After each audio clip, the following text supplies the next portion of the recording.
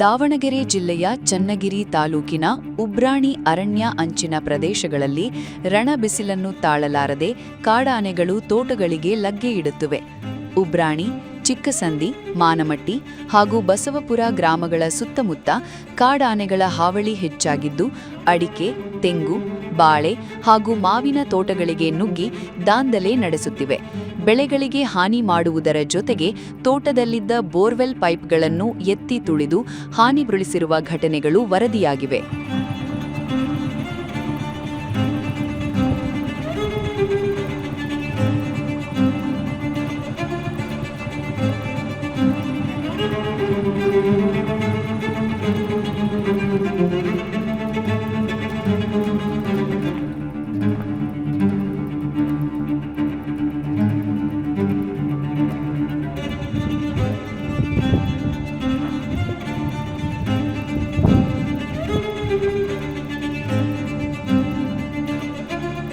ಸಾಮಾನ್ಯವಾಗಿ ಮಳೆಗಾಲದಲ್ಲಿ ತೋಟಗಳಿಗೆ ಬರದ ಕಾಡಾನೆಗಳು ಕಳೆದ 1 ವಾರದಿಂದ ನಿರಂತರವಾಗಿ ಗ್ರಾಮಗಳತ್ತ ಬರುತ್ತಿರುವುದರಿಂದ ರೈತರು ಸಂಕಷ್ಟಕ್ಕೀಡಾಗಿದ್ದಾರೆ.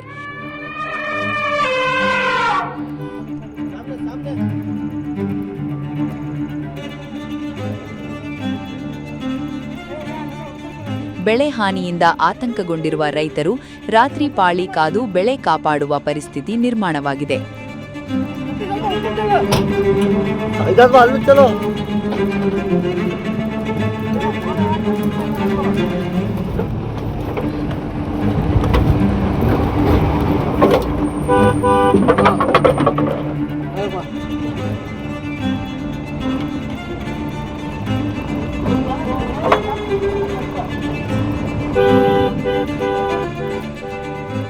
ಕಾಡಾನೆಗಳ ಉಪದ್ರವ ನಿಯಂತ್ರಣಕ್ಕೆ ತಕ್ಷಣ ಸೋಲಾರ್ ಫೆನ್ಸಿಂಗ್ ಅಳವಡಿಕೆ, ಆನೆ ಕಂದಕ ನಿರ್ಮಾಣ ಹಾಗೂ ಶಾಶ್ವತ ಪರಿಹಾರ ಕ್ರಮ ಕೈಗೊಳ್ಳಬೇಕು ಎಂದು ರೈತರು ಅರಣ್ಯ ಇಲಾಖೆಯನ್ನು ಆಗ್ರಹಿಸಿದ್ದಾರೆ.